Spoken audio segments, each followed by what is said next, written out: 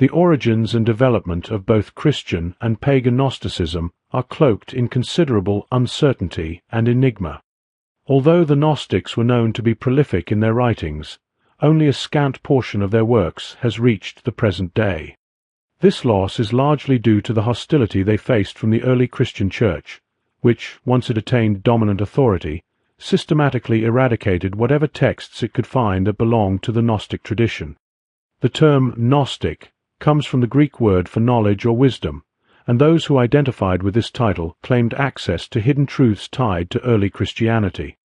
They understood the Christian mysteries through the lens of pagan allegory, reserving their deeper teachings for a select inner circle of initiates, while keeping them obscured from the general public.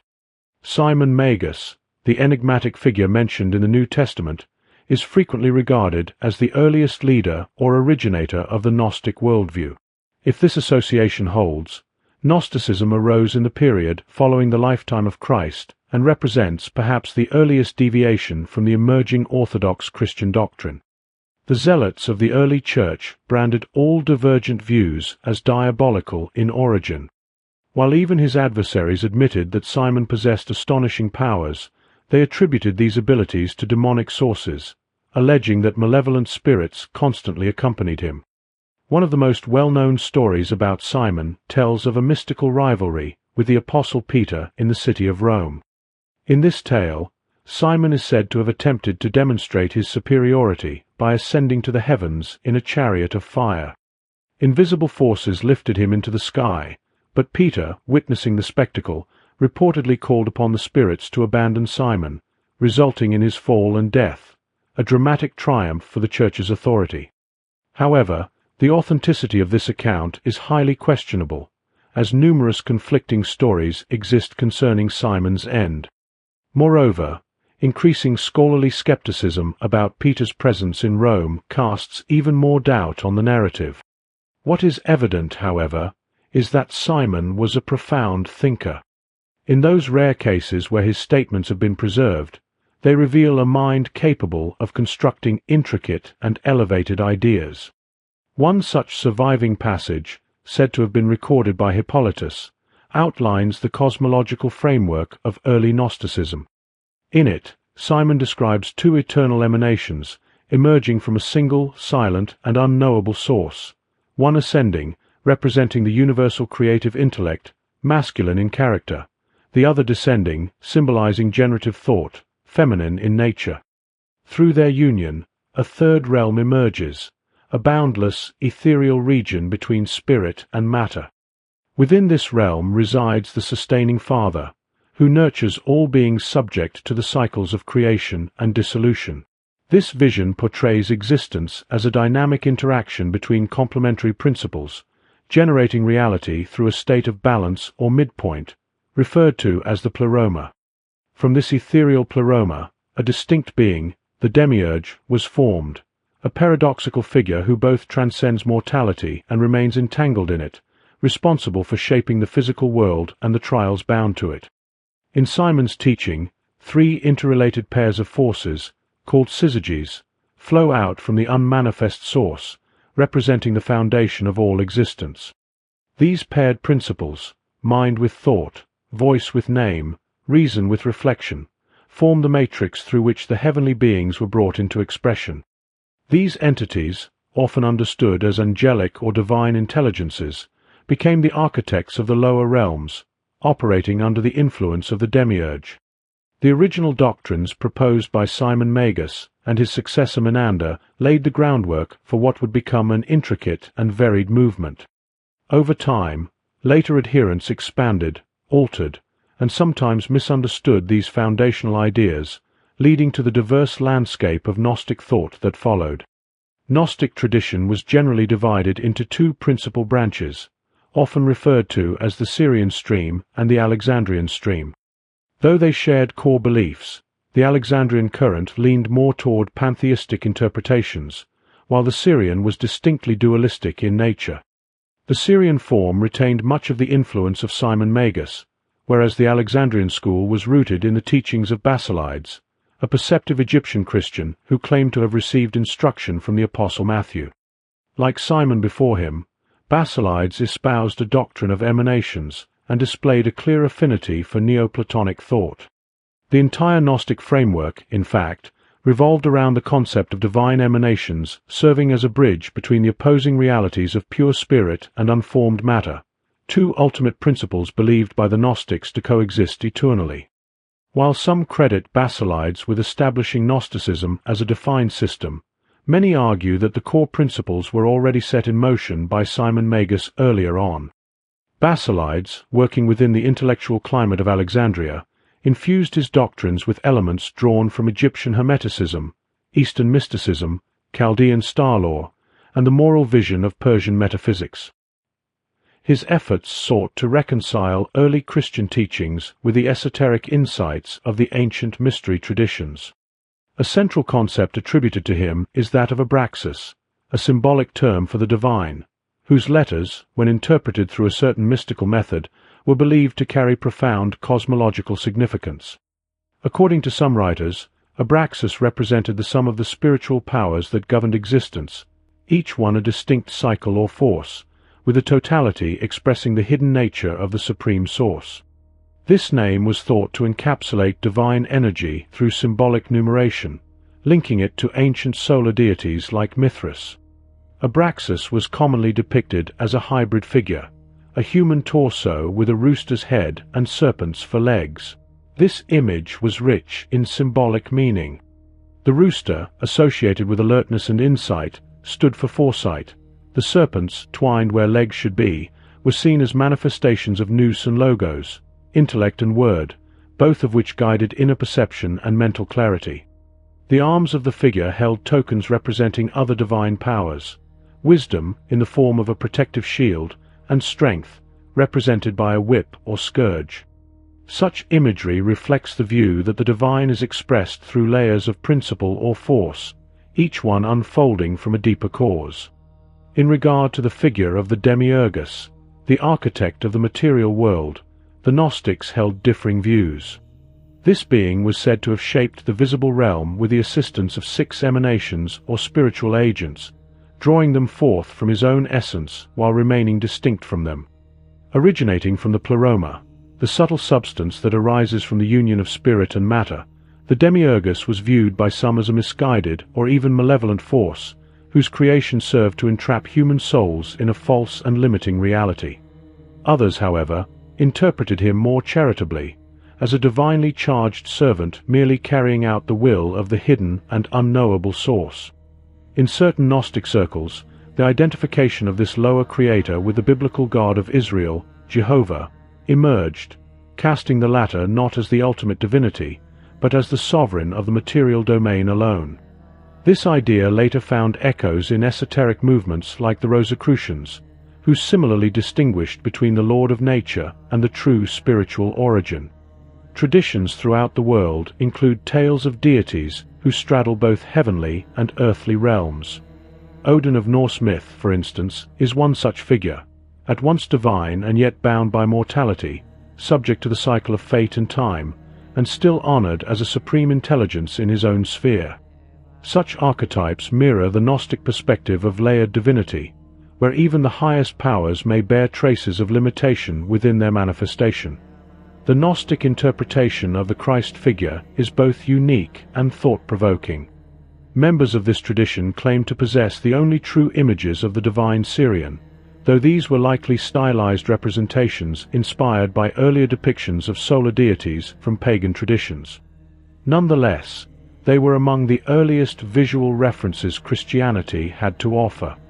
For the Gnostics, Christ was not merely a historical figure, but the embodiment of divine mind, nous, emerging from the elevated spiritual realms of the eons. According to their view, this higher being entered the body of Jesus during his baptism and withdrew before the crucifixion occurred. They argued that Christ, being a pure spiritual essence, could not undergo physical suffering. Instead, they taught that Simon of Cyrene, moved by divine intervention, was made to appear as Jesus and took his place at the crucifixion.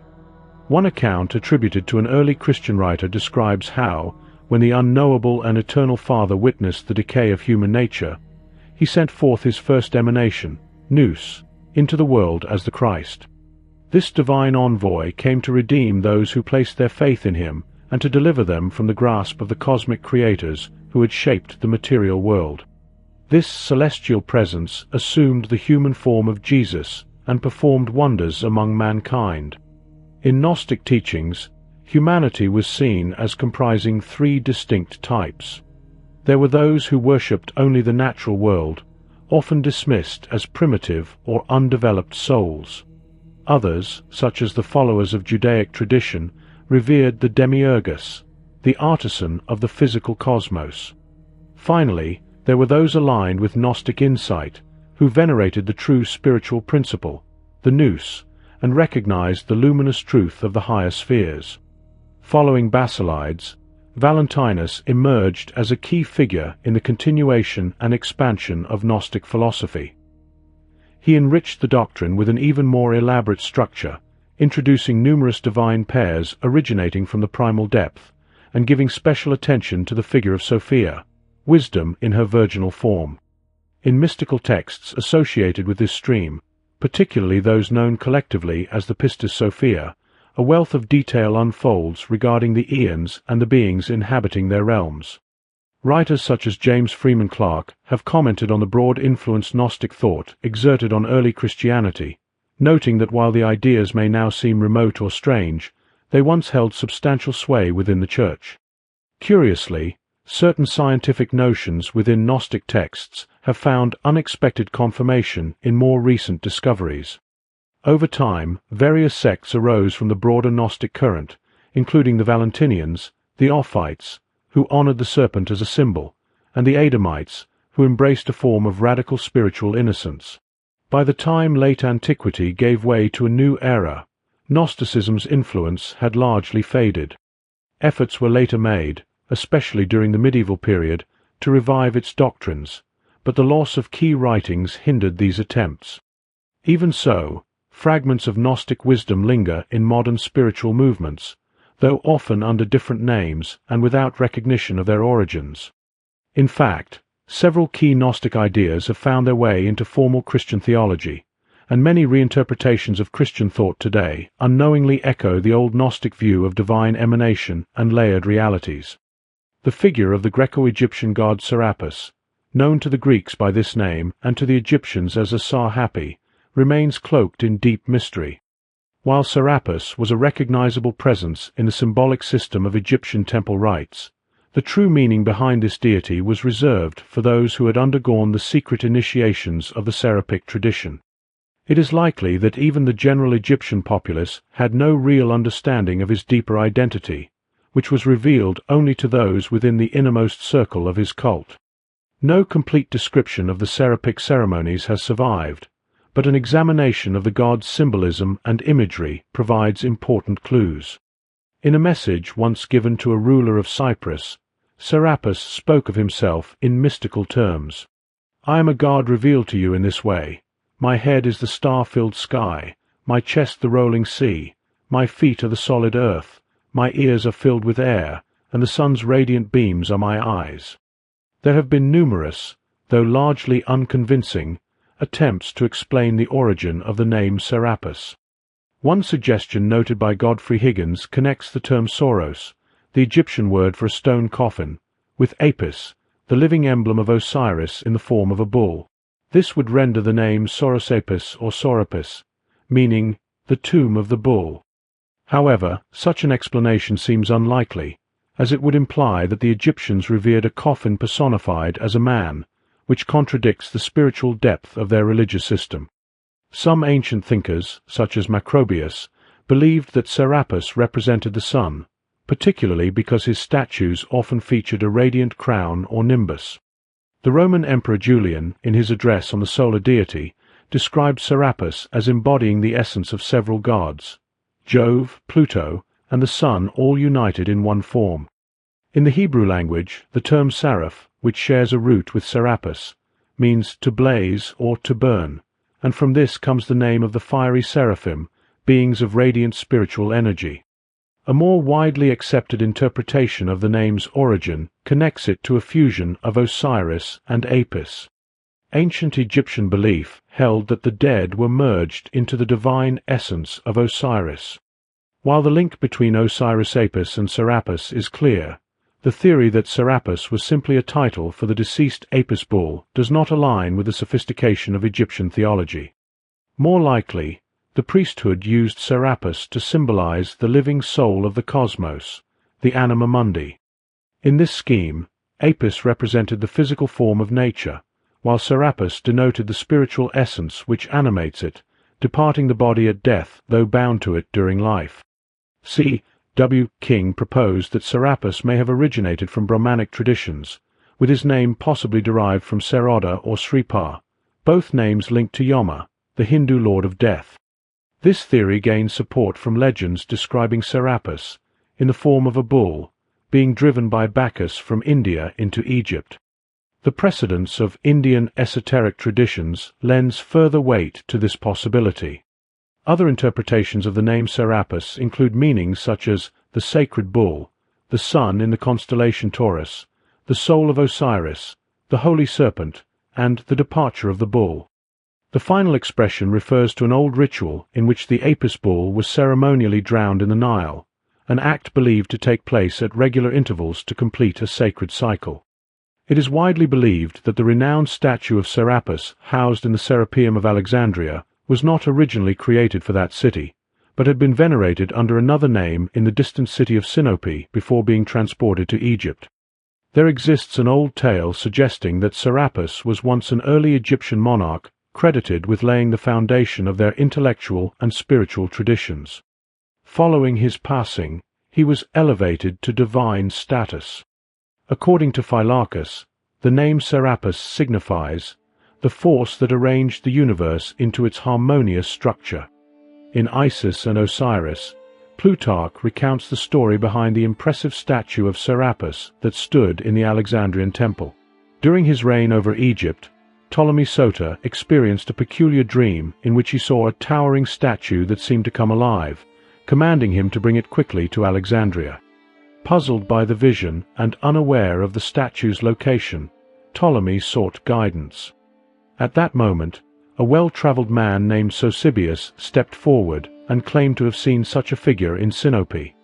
The pharaoh promptly sent emissaries, Soteles and Dionysius, to secure the statue and bring it to Egypt.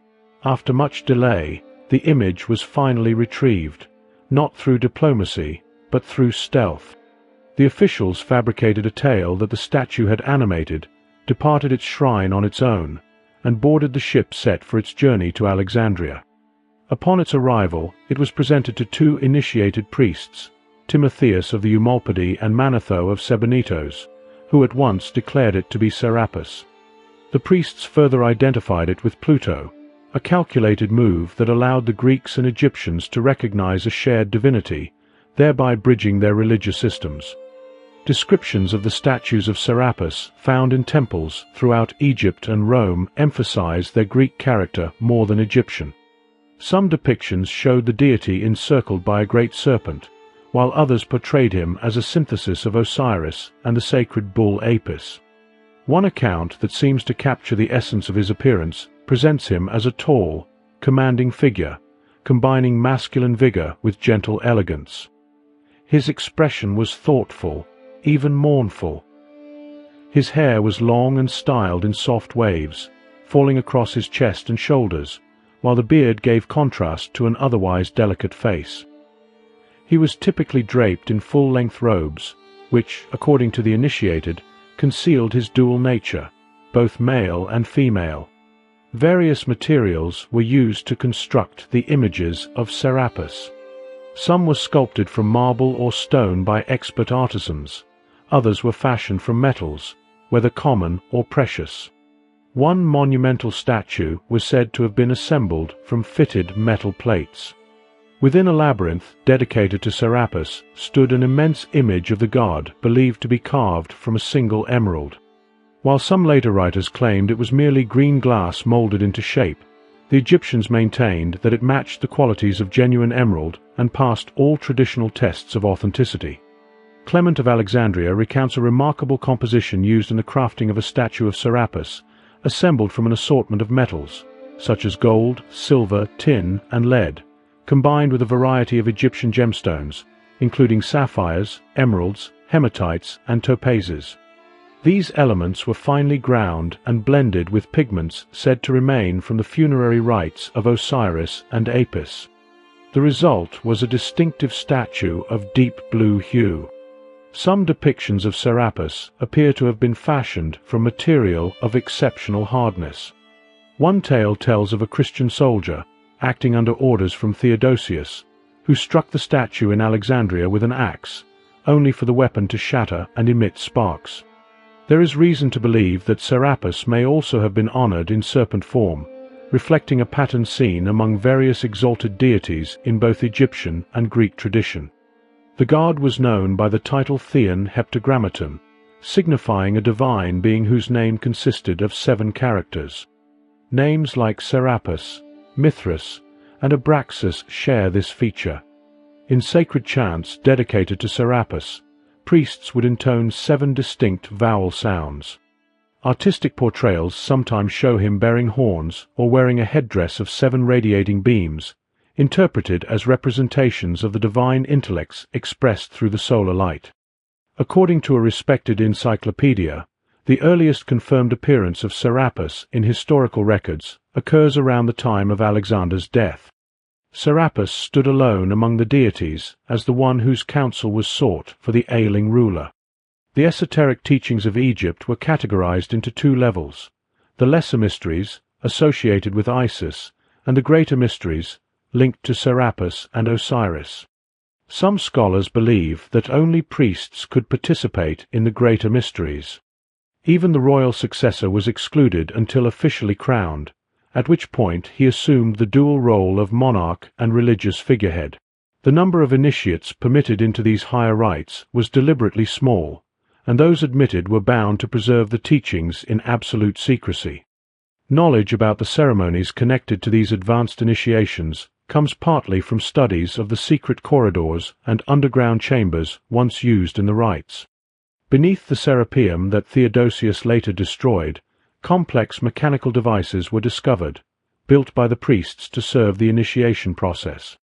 These machines suggest that those undergoing the rites had to endure demanding trials, both moral and physical.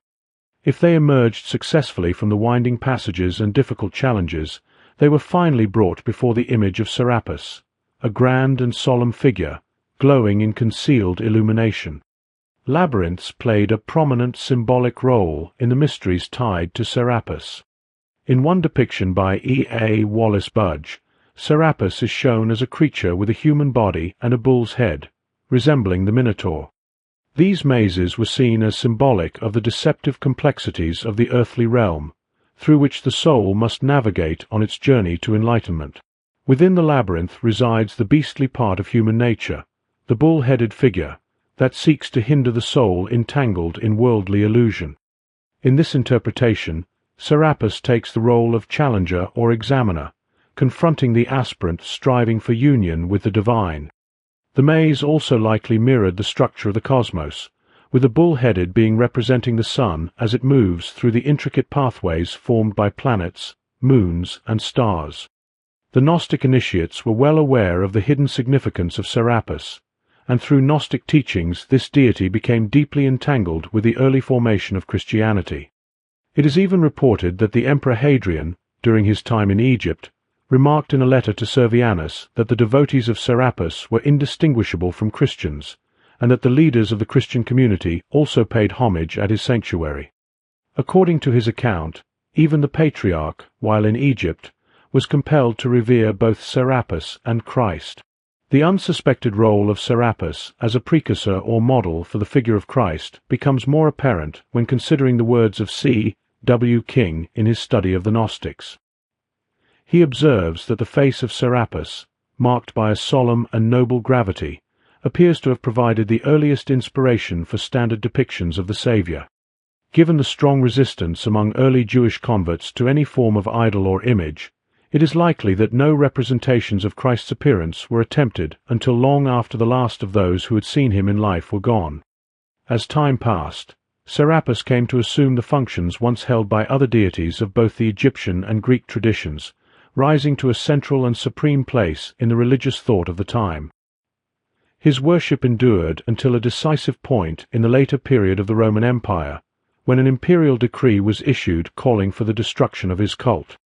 When the Christian soldiers entered the great temple of Serapis at Alexandria to carry out this command, they were at first struck with such awe that they hesitated to lay hands upon the image, fearing some divine retribution. Only after overcoming their dread did they proceed to destroy the statue, plunder the sanctuary, and as a final act, set fire to the vast library held within the temple's halls. Accounts from several sources note the striking discovery that Christian emblems were later found among the ruins of this so-called pagan site. One ecclesiastical historian even wrote that after the demolition of the Serapeum and the dispersal of the false gods, the sign of Christ was uncovered beneath the foundations. Further evidence linking the rites of Serapis to other ancient religious traditions is found in two notable sources. The first, from Richard Payne Knight's examination of ancient symbolism, states that the Samothracian mysteries venerated universal mind and generative matter as their principal deities, known elsewhere as Serapis and Isis among the Egyptians, Tortos and Astarte among the Phoenicians, and Saturn and Ops in Latin tradition. The second, taken from Albert Pike's esoteric writings, quotes a hymn in which the solar deity is honored across various lands, worshipped as Serapis by those along the Nile, as Osiris in Memphis, Mithras in Persian rites, Ates in Phrygian ceremonies, Ammon in Libyan devotion, and as Adonis in the sacred practices of Phoenician Byblos. Thus, the divine presence was revered across cultures under many names, each adapted to the spirit of its people. The precise beginnings of the Odinic Mysteries remain unclear, with some accounts placing their emergence before the Christian era, while others suggest they developed shortly after its rise. A narrative drawn from northern traditions recounts that Sig, a leader of the Asar, a tribe originating from regions near the Caspian and the Caucasus, migrated into the northern lands of Europe. His journey led him from the vicinity of the Black Sea toward the vast territories of Russia, where he is said to have installed one of his sons as a ruler. Similar accounts claim that his descendants held authority over peoples such as the Saxons and the Franks. Moving further through Cimbria, Sig reached Denmark, where his fifth son, Skjold, was accepted as king. From there, the path led into Sweden, then under the rule of Jelf, who recognized Sig's remarkable presence and was initiated into the stranger's sacred teachings. Upon securing control in Sweden, Sig established Sigtuna as the center of his dominion, introduced a new legal system, and unveiled the hidden rites of a mystery tradition. Taking on the title of Odin, he organized a priesthood made up of 12 spiritual guides, the Drotters, who oversaw not only secret worship and divine prophecy, but also legal judgment. These sacred rites centered on the tale of Balder, a god of purity and radiance, whose tragic death and promised return symbolized the cycle of loss and renewal. Gods and mortals alike were portrayed as mourning his fall, with his eventual restoration representing cosmic hope. After his passing, this historical figure, Odin, was deified, his memory absorbed into the larger mythos of the wise and sovereign god whose name he had adopted. Through this transformation, Odinism rose to dominance, replacing the older reverence for Thor, the thunder-wielding sky god who had once held the highest place in the Norse pantheon. A burial mound believed to be Odin's final resting place still lies near the ruins of a vast temple once dedicated to his worship in the region of Uppsala. The 12 Drotters appear to have embodied sacred aspects or divine names attributed to Odin himself. The ceremonies they conducted bore remarkable similarity to those found in the rites of ancient Greek, Persian, and Indian traditions, from which they seem to have drawn inspiration. These priestly figures, linked symbolically to the signs of the zodiac, served as guardians of esoteric knowledge in the arts and sciences, offering these truths only to those who endured and overcame the challenges of initiation. Like many of the old mystery religions, the Odinic Mysteries did not survive the spread of Christianity. Yet their end was not due to outside conquest alone, for the moral decline of the priesthood played a critical role in the downfall. As with many mythic systems, the The sagas of Norse mythology were in fact coded allegories for spiritual rituals and teachings. At the heart of the Odinic tradition lay a cosmic drama. The All-Father, an unseen and absolute creator, governed all existence. His agent within nature was Odin, a one-eyed deity who, like certain revered figures in other cultures, was elevated to divine kingship. In the mystical lore of the Drotters, the world was shaped from the slain body of Yma, an ancient frost being born of mist that rose from the yawning void known as Ginnungagap. Into this chasm of chaos, the primal giants of ice and flame had cast their opposing elements. Odin, alongside Vili and Ve, overcame Yma, and from his body, the structure of the cosmos was formed. Each part of nature fashioned from a different aspect of the great giant's remains. Once Odin had brought structure and stability to the world. He commanded the creation of a magnificent stronghold known as Asgard, situated high upon a mountain peak. Here, in a realm untouched by human frailty, the chief deities known as the Asir resided together. Within this exalted domain also stood Valhalla, the grand hall of the fallen, where those who met death in valorous battle engaged in eternal feasts and contests. Each day brought renewed combat and celebration, and each night saw their wounds miraculously healed and the enchanted boar, whose flesh they devoured, restored to life as swiftly as it was consumed. Among these gods, Balder the Beautiful shone brightest. Revered as a kind of northern counterpart to the Christ figure, Balder was the cherished son of Odin. Unlike others of his kin, he was not drawn to strife or conquest. His presence radiated gentleness and brought harmony among the divine. All the gods held him dear, save for one. As betrayal once appeared among the chosen companions of Christ, so too among the gods did treachery dwell. Loki, the embodiment of cunning and malice, manipulated Hother, the blind agent of fate, into slaying Balder with a dart fashioned from mistletoe. With Balder's death, the joy and brilliance of the heavens dimmed, and sorrow swept through the halls of the divine. The gods, stricken with grief, convened to discover how they might revive the spirit of life, youth, and light that Balder represented. From this yearning, the sacred mysteries were born. These rites were performed in hidden sanctuaries beneath the earth, chambers hewn into caverns that mirrored the great cosmic structure, each chamber corresponding to one of the hidden realms of existence.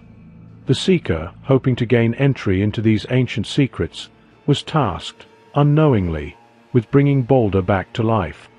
In truth, the initiate was portraying Balder himself, though he called himself merely a wanderer. The winding paths he journeyed through symbolized the celestial and natural planes. The priests who guided him along the way embodied the lights of the heavens, the sun, the moon, and the stars. The three chief figures presiding over the initiation bore titles that paralleled the roles of the leaders in fraternal orders, representing varying levels of divine authority. After navigating the darkness and complexity of the labyrinthine tunnels, the candidate finally arrived before a statue of Balder the Beautiful, whose likeness stood as the emblem of the ideal initiate. This effigy was set at the heart of a vast chamber, its ceiling constructed of overlapping shields. At the center grew a symbolic plant adorned with 7 blossoms, each flower representing one of the celestial wanderers. This sacred room, embodying the dwelling place of wisdom, was where the neophyte swore solemn vows of silence and spiritual devotion. The oath was taken upon the exposed blade of a sword, and the aspirant drank consecrated mead from a cup formed from a human skull.